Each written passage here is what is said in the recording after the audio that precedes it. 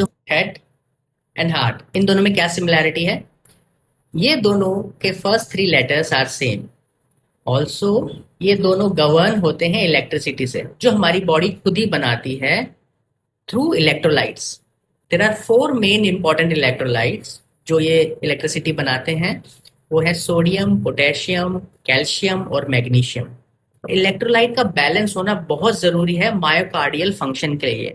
हमारी हार्ट जो है एक तरह की मसल है जो पंप करती है और सिग्नल्स आते हैं थ्रू दीज इलेक्ट्रोलाइट्स। अब अगर ये इलेक्ट्रोलाइट्स इम्बैलेंस हो जाते हैं तो परेशानियां आने लगती हैं, जैसे कि टैकिकार्डिया, हाई बीपी होना, धड़कनें तेज चलना, ब्रेडिकार्डिया, एरिथीमिया और ऐसे बहुत सारी चीजें होने लगती हैं जो हार्ट से जुड़ी होती हैं। तो जो लोग भी हार्ट की दवाइयां या हार्ट की परेशानी से जूझ रहे हैं तो ये इलेक्ट्रोलाइट टेस्ट कराना बहुत जरूरी है। साथ में अलग टेस्ट भी होते हैं। चारों इलेक्ट्रोलाइट ज्यादा हैं और आपकी किडनी अगर सही काम कर रही है तो वो किडनी क्या करती है, उन सबको यूरिनेशन के थ्रू बाहर निकाल देती है जो भी एक्सेस है। लेकिन अगर ये कम हो गए तो कम होने से आपके हार्ट को बड़ी परेशानी होती है और उसको बहुत मेहनत करनी पड़ती है अपना बैलेंस बनाने के लिए। तो ये चारों इलेक्ट्रोलाइट्स बहुत इंपॉर्टेंट होते हैं। अब इन सब में, इन चारों में सबसे इंपॉर्टेंट है वो है मैग्नीशियम। मैग्नीशियम एक ऐसा है जो लगभग 300 एंजाइमेटिक रिएक्शंस को हेल्प करता है।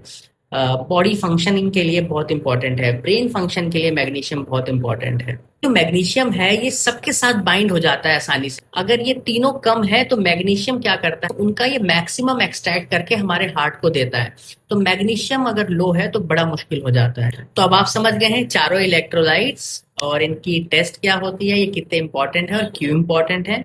तो इसीलिए बोला जाता है दिल और दिमाग से सोचना बहुत जरूरी है।